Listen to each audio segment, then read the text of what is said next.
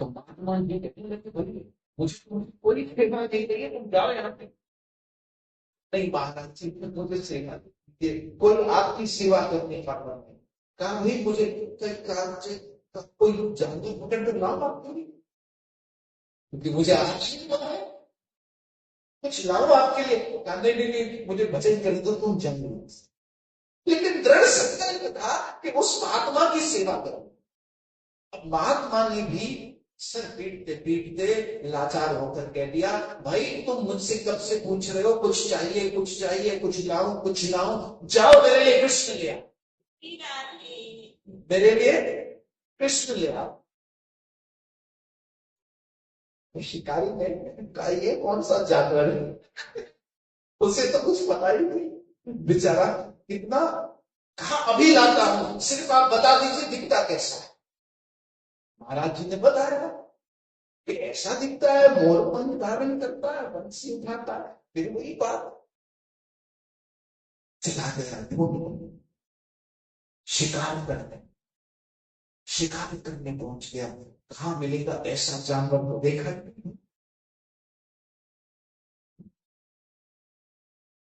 कहा गणेश जी कहा होगा तो हाथी पकड़, ये तो ठाकुर जी कहते हैं, तो मैंने तो देखा ही नहीं कभी। लेकिन संत की सेवा करने का जो भाव, उस भाव के कारण ठाकुर जी को उसी रूप में उसके सामने आना हुआ। इसलिए भी देख देख अपनी चाल निकाल और सीधे ठाकुर जी के ऊपर, और ठाकुर जी भी उस जाल में फंस गए। इसने भी संकल्प लिया था कि संत को हंसाऊंगा, संत हंसे तो भगवान हंसे। बोलिए संत हंसे तो भगवान हंसे। तो आखिर वो भी जाल में, जिसका माया जाल बड़े बड़े जगी तपई सन्यासी सबको बचा कर बैठा है, आज वही जाल में फंसे। उसने उठाया ऐसे कांधे पर कृष्ण को और चल पड़ा। महाराज जी अपने भजन में गोली में डाला, कृष्ण को गोली बांधी, कहीं भाग न जाए। महाराज जी अपने भजन में हरे कृष्ण कृष्ण कृष्ण हरे हरे, हरे राम राम राम। महाराज जी महाराज जी महाराज जी तो फिर आगे, तुझे कहा मैंने, कहा जो कहा वही करके ला रहा हूं, वही करके ला रहा हूं। क्या करके ला रहा हूं? जो आपने कहा पकड़ कर ला, उसे उसे पकड़ कर ला रहा हूं। कहा किसको? कहा कृष्ण को। क्या बोलता हूं, क्या याद है? कहा महाराज जी अंदर है, तो पागल हो गए। खत्म, वो भाग हो जाए। अपनी गोली खोली, जाल खोला, और उस जाल से उचक कर मेरा गोविंद बाहर आ गया। बोले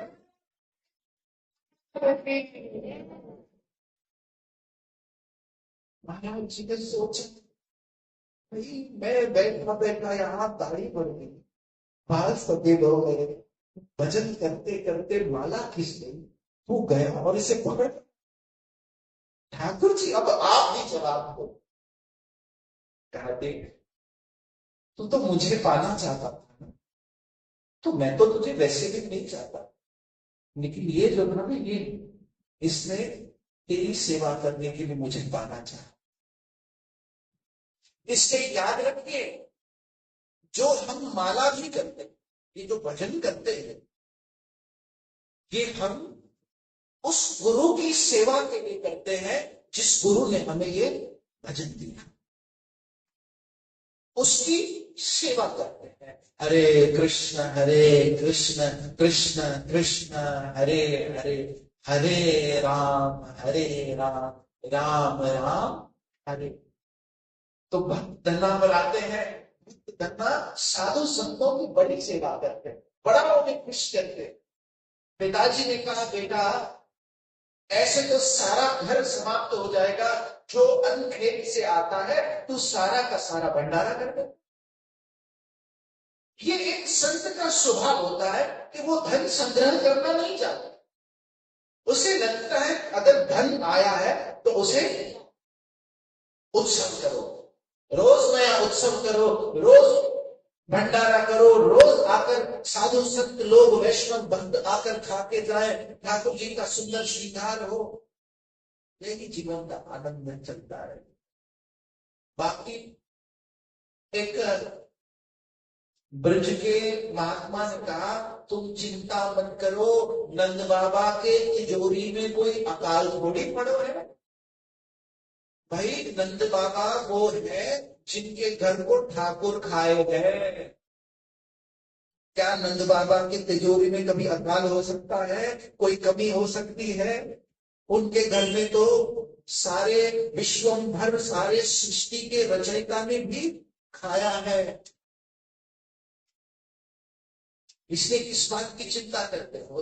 हम सारा दिन सोचते रहते हैं, ये कब हो जाएगा, ऐसा होगा, इसकी शादी में ये लगेगा, उसमें ऐसा होगा, ये होगा, वो होगा। अरे अनंत अनंत अनंत अनंत चिंताओं से मुक्त हो जाओ, ये सोचकर कि सबका भार उठाने वाला मेरा विश्वभर बैठा है, ये जगन्नाथ बैठा है।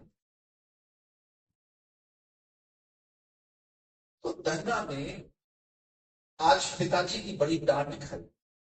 पिताजी ने बहुत डांटा हो कि अब ये साधु संतों का भंडारा करना बंद कर दे। तो धन्ना ने भी बात सुन ली और चुपचाप चला गया। साधुओं का जत्था आया था, उनकी सेवा कर दी, कहा बस, चला गया अपने खेत में। अब खेत में पहुंचा तो वहां से एक दूसरी यात्रा जा रही थी साधुओं की। पूछा, क्या तुम धन्ना का घर जानते हो कहाँ है? धन्ना ने कहा, लोग जिससे पूछ रहे हैं वही सामने खड़ा है। कहा, अच्छा तुम ही हो धन्ना? हमने सुना है कि वो बड़ी साधु संतों की सेवा करता है, हम यात्रा पर जा रहे थे, अब आप बताइए कि हम कहाँ रुके, क्या भोजन करें, अगर आप भी हो धन्ना? धन्ना ने सोचा, आज डांट खाकर आया। अभी अभी पिताजी ने कहा है कि अभी कोई साधु संतों की सेवा न करना, सारा अन्न जो है वो व्यापार में लगाना। ये सोचते सोचते सोचते सोचते धन्ना ने सोचा कि एक काम करता हूं, अनाज को मैं खेत से निकालकर इन साधु संतों को यहीं पर घर नहीं लेकर जाता हूं कि अगर घर ले गए तो फिर पिताजी चिल्लाएंगे। कहा, यहीं पर इनके भोजन की व्यवस्था कर लेते हैं। सारे साधु संतों को नदी के किनारे बिठाया, अनाज लेकर आया धन्ना, रसोई को दिया, जो पकाने वाला था उसे दिया, उसने सारा भोजन बनाया। लेकिन मन में एक बात आई कि अगर खेत में मैंने कोई हल नहीं चलाया तो आसपास वाले किसान जाकर पिताजी को बता देंगे।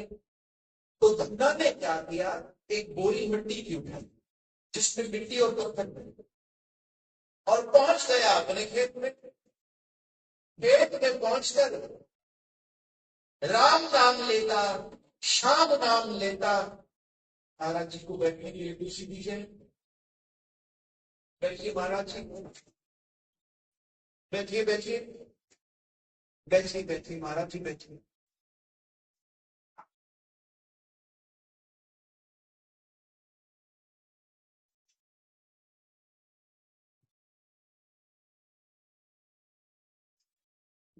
तो धन्ना खेत में पहुंचा, बड़े बोरी को लेकर जिसमें सिर्फ मट्टी, पत्थर और कंकर। धन्ना ने नाम लेते हुए उन कंकरों को धरती में डाल दिया बीच की तरह। कहता, जय श्री श्याम, राधे श्याम, राम राम, राधे श्याम, राम राम, राधे श्याम। ये कहकर पत्थर मट्टी टंग कर डालता चला जाता, ताकि आसपास वाले किसानों को लगे कि धन्ना ने कोई आज काम किया है, पिताजी को जाकर सच में बता दो। साधु संतों की सेवा करके, उनका भंडारा प्रसाद लंगर करके धन्ना वापस घर पहुंचा। सुबह को सारा गांव धन्ना के पेट के सामने जमा हो। आश्चर्यचकित होकर देखता है, आज धन्ना के खेत में फसल उगी है जो आज इतिहास में इस गांव के किसी खेत की नहीं थी। सारे किसान धन्ना को आकर कहने लगे, धन्ना कल तूने कौन से बीज बोए थे जो एक ही रात में ऐसी फसल उग गई? और ये फसल तो ऐसी फसल जिससे जब निकालते गए तो इतना निकलता चला गया कि साधु संत तो छोड़िए, पूरा गांव खा गया, लेकिन फिर भी वो फसल समाप्त नहीं हुई। धन्ना के पिता के आंखों में भी आंसू आ गए। कहा, अब तुझे रोकूंगा नहीं, बता तो दे तूने कौन सी बीज कहा बोई? कहा, मैंने साधु संतों के मुख में वो बीज बोई, पेट में तो मैंने पत्थर डाले। तब से धन्ना का नाम पड़ गया धन्ना सेठ। भाई, ये धन्ना सेठ वो सेठ है जिसके यहाँ किसी चीज की कोई कमी। एक बार अपने आप को इसे सौंप कर तो देखिए। श्री राधे, श्री राधे, श्री राधे। आज भी हम अपने घर की छोटी छोटी चिंताओं को लेकर अपना मुंह लटका कर बैठे हैं, ऐसे। श्री राधे। और वो चिंताएं कौन सी है? कोई बड़ी चिंताएं नहीं। बड़ी चिंता तो ये है, मैं आपसे एक प्रश्न पूछना चाहूंगा, पूछे भाई, पूछे। जब आपके घर में ग्रोसरीज, राशन समाप्त होने वाला, मान लीजिए सब्जियां समाप्त हो रही है, तो आपको चिंता होती है कि भाई वापस लानी? बोलिए बोलिए ना, मैं चिंता होती है कि इसे वापस लानी। अगर आपके घर में शुगर खत्म हो रही है, चीनी, तो चिंता होती है कि अरे चीनी खत्म हो रही है। आटा खत्म होता है तो चिंता होती है कि आटा खत्म हो रहा है। तो प्रश्न ये उठता है कि जब सब्जियां खत्म हो रही है तब चिंता हो रही है, जब चीनी खत्म हो रही है तब चिंता हो रही है, आटा खत्म हो रहा है तब चिंता हो रही है, अरे हमारा ये मनुष्य जन्म दिन तो दिन ब दिन खत्म हो रहा है, चिंता क्यों नहीं हो रही? अगर चिंता करनी है तो हर उस पल की जो इस मनुष्य शरीर में हम बिता रहे हैं। इसलिए गुरुग्रंथ में कहा गया, श्वास श्वास करो गोविंद, मन अंतर ही उतरे। जब सांस सांस पर उस गोविंद का नाम आ जाए, गोविंद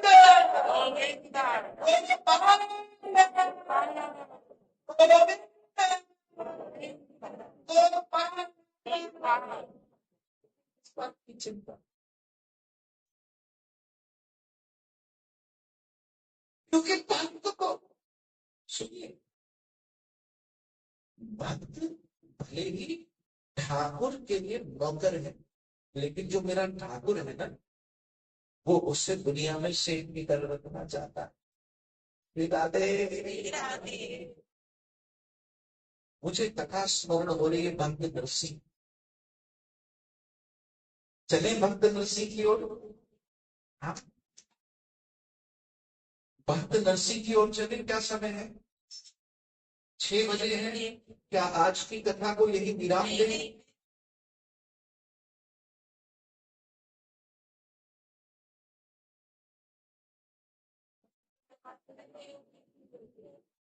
भक्त नरसिंह की कथा में आज प्रवेश करें या इसे कल के एपिसोड पर छोड़ दें?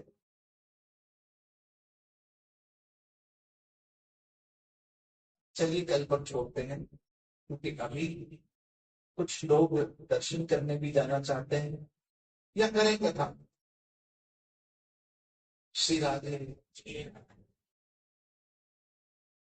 आइए एक छोटा सा प्रसंग जो इस समय स्मरण हो रहा है गुरु कृपा से, उसे आज लेते हैं। देखिए, जो भक्त है ना, भक्त, उसका वट, वट किसे कहते हैं? हाँ हाँ हाँ, अपने आप उसका अर्थ निकाल लीजिए। एक भक्त का जो वट होता है, वो भक्त का जो वट होता है, वो श्री गोविंद होता है। सिर्फ एक, हम उस पर डिपेंडेंट है जो खुद और पर डिपेंडेंट है। हम किसे सहारा मानते हैं? अरे मेरा पति सहारा है, मेरी पत्नी सहारा है, मेरा जो जो जहां मैं नौकरी करता हूं वो मेरा सहारा है, लेकिन वो तो किसी और को सहारा बना रहा, वो किसी और को, वो किसी और को, वो किसी और को। अरे सहारा तो तब बनता है जिससे हम कह सके आज भी तेरा आसरा और कल भी तेरी आस। आज भी तेरा आसरा और कल भी, किसी और से न आसरा रखो और ना ही किसी और की आस रखो। एक भक्त आया, देखता है, सुनिएगा कथा। अब भक्त नरसिंह तक पहुंचने मिले न मिले, लेकिन चलते चलते चलते चलते भक्त मार्ग की कथा है, तो भक्तों के चरित्रों में प्रवेश करते करते करते करते इससे हम बहुत कुछ प्राप्त कर जाएंगे। देखिए, भक्तमान वो लीलाएं हैं जिससे भगवान भी भक्त की लीलाओं को मणियों के रूप में अपने गले में धारण करते, ये है भक्तमान। और जब राधा रानी के साथ बैठते हैं ना, कभी कुछ बात करने, तो श्री जी, श्री श्यामाजू और श्याम सुंदर बैठ के भक्तों की बातें करते। श्री राधे कही,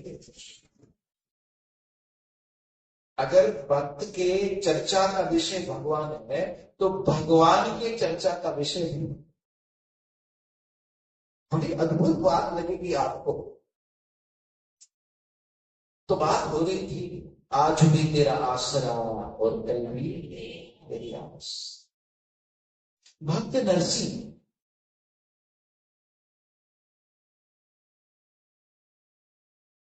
इनकी बेटी थी, इनकी बेटी का एक रिश्ता है। मैं संपूर्ण चरित्र आरंभ नहीं करना, एक कथा, एक प्रसंग को लेकर आज चल रहे हैं। तो भक्त नरसिंह की जो बेटी के लिए रिश्ता आया, वो बहुत समृद्ध घर से आया। और नरसिंह मेहता की जो बेटी थी, वो बड़े उच्च संस्कार की, सदैव अपने पिता को हरि कीर्तन हरि नाम लेते हुए देखा था। राधे गोविंद, राधे गोविंद, राधे गोविंद। भगवान शास्त्र में आया है, गुजरात संतों से बिल्कुल ही विहीन हो गया। गुजरात की भूमि में धर्म बिल्कुल समाप्त हो गया था, भक्ति बिल्कुल समाप्त हो गई थी। वहां कोई संत साधु महात्मा जन्म नहीं ले रहा।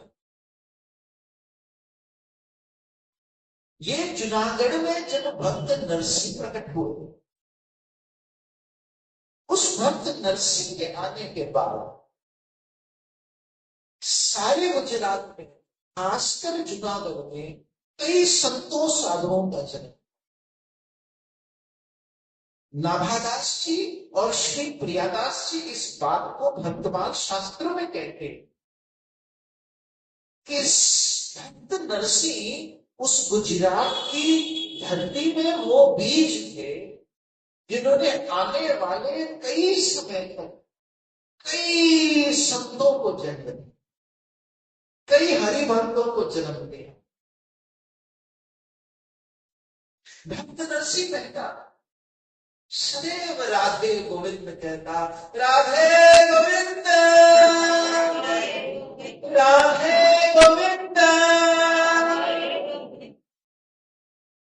बेटी का विवाह बड़े समृद्ध घर में हुआ। बेटी की गोद भराई की रस्म आई तो वो अपने सास ससुर पति सबसे कहने लगी कि आप जिनको भी निमंत्रण दे रहे हैं, अतिथियों को, गेस्ट्स को इनवाइट कर रहे हैं, मैं चाहती हूं मेरे पिता नरसिंह देव, भक्त नरसिंह मेहता भी आए। तो सबों ने उसकी तरफ बड़ी घृणा, बड़ी भरी नजरों से देखा कि तेरा पिता जो बिल्कुल घटे पुराने कपड़ों में घूमता है, वही जो सिर्फ मंजीरा लेकर राधे गोविंद कहता हुआ मिलता है। अगर ऐसा व्यक्ति हमारे अतिथियों के बीच आ गया तो सोचो कितना अपमान होगा हमारा, हमारी नाक कट जाएगी। और अब सास अगर रोब न जमाए तो उसको सास बोलते हैं।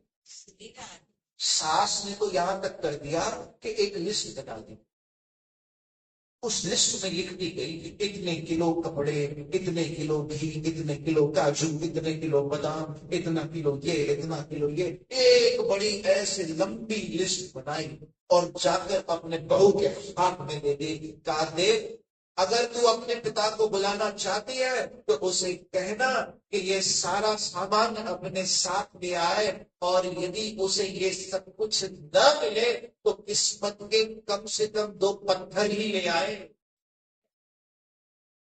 बेटी को बड़ा बड़ा बुरा लगा, उसका हृदय टूट गया, आंखों से आंसू आने लगे कि बेटी और पिता का जो रिश्ता होता है ना, वो स्वाभाविक रूप से बड़ा डेलिकेट। पिता अपना प्यार बेटी के प्रति एक्सप्रेस नहीं कर पाता क्योंकि उसका मर्द बीच में आ जाता, और उसी तरफ बेटी का भी अपने पिता में बड़ा गर्व और बड़ा शोभा वाला प्यार होता है कि मेरा पिता मेरे लिए हीरो है। उसे बड़ा रोना आया, रोते रोते अपने पिता नरसिंह के पास गई और कहने लगी, पिताजी मैं क्या करूं, मेरा बड़ा मन है मैं आपको बुलाऊं, बड़ा मन है, लेकिन मेरे घर में मेरी सास ने ये कहा कि अगर तेरे पिता आना चाहते हैं तो ये सब कुछ ले आना, और अगर कुछ ना मिले तो किस्मत के 2 पत्थर ले आना। भक्त नरसिंह हंसे, मुस्कुराए और उस लिस्ट को लेकर ऐसे ठाकुर जी विराजमान थे, उनके चरणों में रख दिया और कहा, राधे गोविंद, राधे। बेटा मेरा मालिक तो देने वाला दाता तो ये है, मैं क्या करूं। कहा तू चिंता मत कर, मैं आऊंगा, मैं आऊंगा। गोद भराई की रस्म का दिन आया, सभी घर के लोग तैयार होकर घर के बाहर खड़े थे। बड़ा सजा धजा विशाल मिला। याद रखिए, उस समय पे जहां संतों का सम्मान नहीं होता, वहां पर गोस्वामी तुलसीदास जी कहते हैं कि वो घर शमशान समान। किस समान है? शमशान समान। जहां पर उनका सम्मान नहीं होता, वो कितना भी बड़ा घर क्यों ना हो, कितना भी पैसे वाला घर क्यों ना हो, वो घर शमशान समान कहा गया शास्त्रों में। घर के सारे लोग बाहर खड़े थे, एक के बाद एक रथ आ रहे थे, बैलगाड़ियां आ रही थी, सब एक दूसरे से मिल रहे थे, उपहार दे रहे थे, बधाइयां हो रही थी। ऐसे में दूर से एक बैलगाड़ी और करताल क्या, करताल की कुछ आवाज आने लगी। तो घर वालों को एक दूसरे के मुख में देखा और कहा, लगता है इसका वही फकीर आ गया, इसका वही पिता आ गया। और देखा तो कीर्तन करते करते नरसिंह मेहता क्या थे, एक ढोलक उठाया था, एक करताल उठाई थी, कुछ अपने जैसे ही साधु संतों को बिठाया और बैलगाड़ी में चल पड़े। राधे गोविंद राधे गोविंद राधे गोविंद, बोलिए ना, राधे गोविंद राधे गोविंद राधे गोविंद राधे। राधे गोविंद भजो राधे गोविंद, राधे गोविंद भजो राधे गोविंद।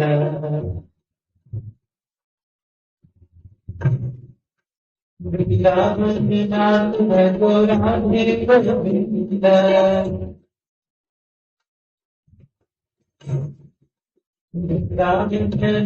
भजो राधे गोविंद, राधे गोविंद भजो राधे गोविंद,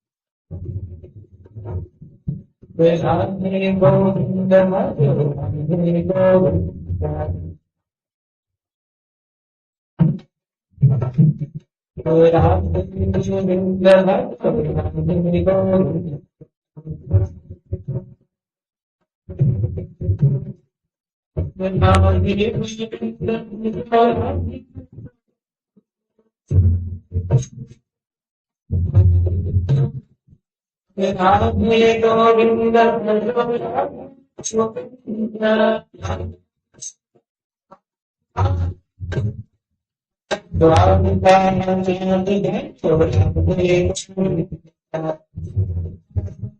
राधे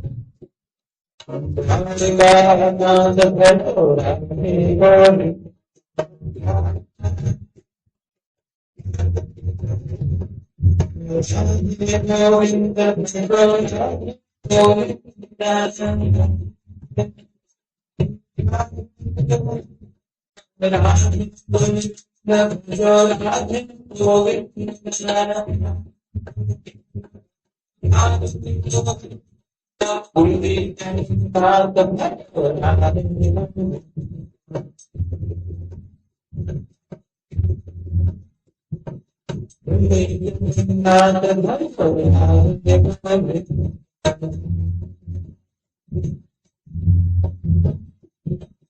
राधे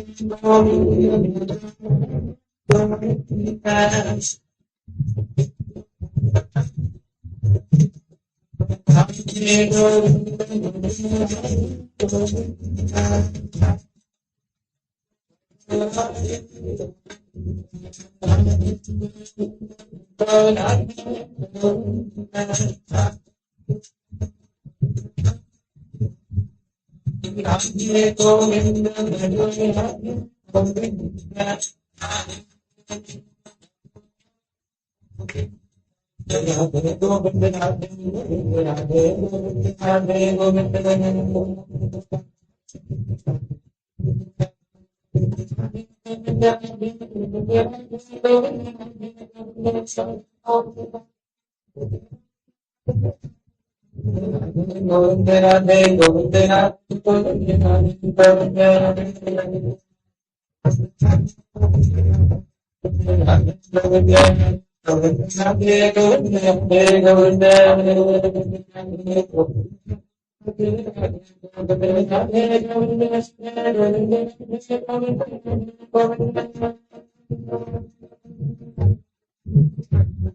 गोविंद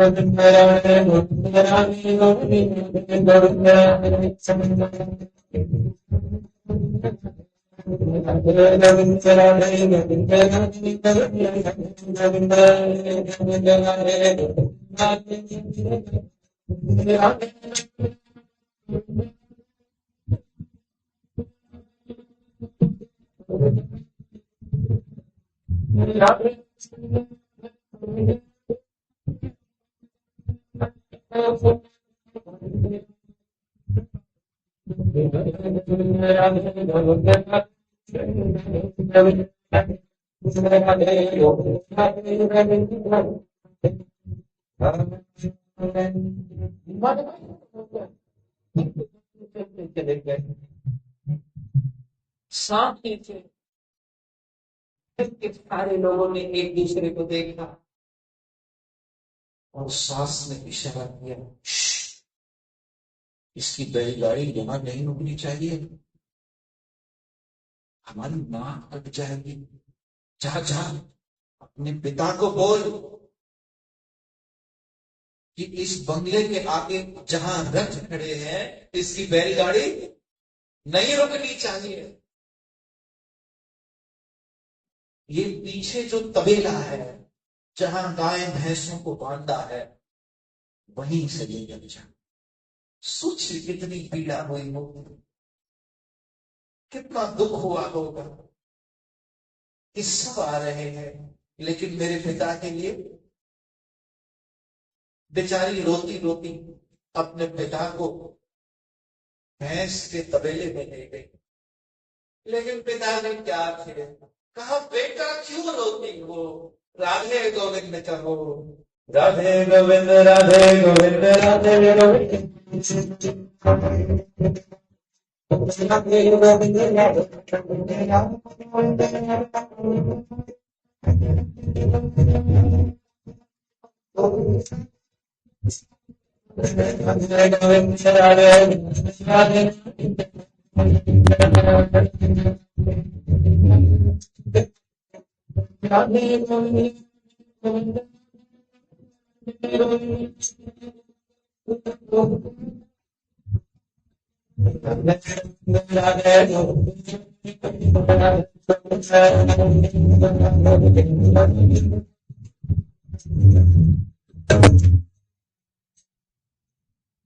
अचानक घर के सभी लोग देखते हैं कि दूर से एक सोने का रथ आ रहा है। डोल जैसे ही छटती है घर वाले अपने अतिथियों की लिस्ट चेक करते हैं कि भाई सारे वीआईपी आने वाले थे, सब आ गए। सारे जो आसपास के प्रांत के सरपंच, सारे राजा, सारे जमींदार सब आ गए। ये किसका रथ आ रहा है? और दूर से ही वो रथ इतना चमक रहा था कि मान लो हजारों हजारों सूर्यों का तेज एक साथ नजर आ रहा। और उस रथ के पीछे असंख्य रथ थे, जहां तक नजर पड़ती थी वहां तक रथ थे। घर के सारे लोग एक दूसरे के मुंह में देखने लगे कि भाई कोई लगता है बड़ा महाराजा आ रहा है। नहीं नहीं, हमारे घर पर नहीं आ रहा होगा, क्योंकि हम तो ऐसे किसी महाराजा के विषय जानते नहीं। ऐसा सोने का रथ लेकर वो रथ चलता चलता चलता उसी बंगले के बाहर आकर खड़ा हो गया। अब तो सबके पसीने छूटने लगे, सांस की तो आवाज बंद हो गई कि ऐसे बड़े व्यक्ति का मान सम्मान किया जाए भी तो कैसा किया जाए। हम तो सिर्फ फूलों की माला लेकर खड़े, मान सम्मान करें तो कैसे करें। आखिर में बड़बड़ाते हुए देखते हैं कि सामने से एक अत्यंत सुंदर, अत्यंत तेजस्वी, हजारों हजारों सूर्य के कांति के समान एक दिव्य दाम्पत्य अर्थात एक पुरुष और एक स्त्री उतरते हैं, जो और कोई नहीं बल्कि स्वयं द्वारकाधीश और मां लक्ष्मी। अत्यंत सुंदर। अब सब घर के लोग कांपने लग जाते हैं, क्या करें क्या करें। पूछते हैं, भाई आप कौन, आपका परिचय। अब सुनिए, ठाकुर जी अपना परिचय कैसे देते। ठाकुर जी कहते हैं, सासू मां जिनको आपने तबेले में बिठाया उस भक्त नरसी के हम दोनों नौकर हैं। हम उसके नौकर, वो हमारा सेवक है। आपने उसकी एक लिस्ट दी, वो लिस्ट ठाकुर जी ने निकाली, कहा देख लीजिए, जो जो आपने लिखा था उससे कई 100 गुना हम ले आए हैं। और अंत में आपने कहा था कि अगर कुछ न मिले तो किस्मत के दो पत्थर मिलाना। अब वो दो पत्थर मिलाए, वो दोनों पत्थर मिक्स होने देते। हमारा जो सेठ है ना, वो बड़ा साहूकार। यहाँ सब घर वालों के पसीने छूट गए, सब पैरों पर जाकर नरसिंह के गिर गए, और नरसिंह को पता ही नहीं हो क्या रहा है। वो तो लगा हुआ राधे गोविंद राधे गोविंद राधे राधे गोविंद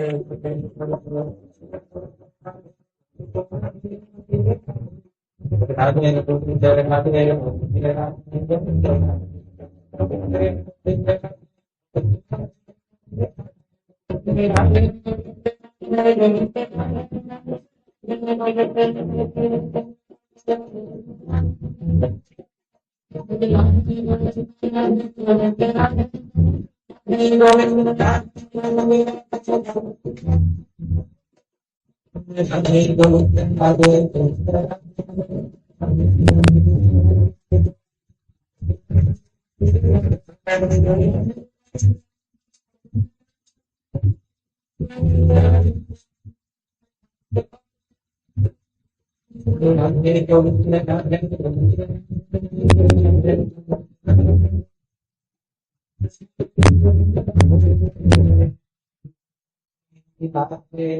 तो आज के सत्संग को यही विराम देते हैं।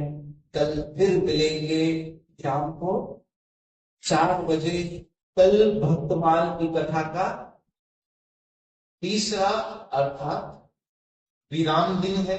देखिए आखिरी दिन नहीं होता हरि कथा में, कभी आखिरी दिन, ये मैं भी समझ जाऊं और आप भी समझ जाइए। आखिरी दिन नहीं होता, इसे विराम दिया जाता है और फिर शुरू। यहाँ नहीं तो कहीं और, कहीं और नहीं तो कहीं और, कहीं और। हरि अनंत, हरि अनंत। तो हम सुबह कल सब फिर मिलेंगे 7 और 7:30 के बीच में, दर्शन करने निकलेंगे। कल कई महत्वपूर्ण स्थान के फिर दर्शन करेंगे और शाम को फिर यही 4 बजे पहुंचेंगे। परसों हम जाएंगे बरसाना। बोलो राधा रानी की, बोलो बरसाने वाली की। तो परसों हम बरसाना जाएंगे और कल का मैं आपको कल ही बताऊंगा। कल मिलते हैं शाम को फिर से।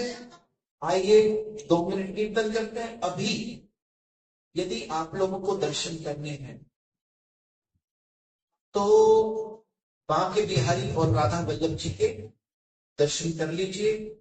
सुबह हमने राधा रमन, राधा दामोदर के दर्शन किए आप लोगों ने। जिन्होंने नहीं किए वो अभी भी जा सकते हैं, अभी भी दर्शन करने जा सकते हैं या कल भी जा सकते हैं। राधा दामोदर के विषय मैंने आपको सुबह बताया, फिर बता दूंगा। तो आइए 2 मिनट कीर्तन करते हैं और आज के इस कथा को विराम।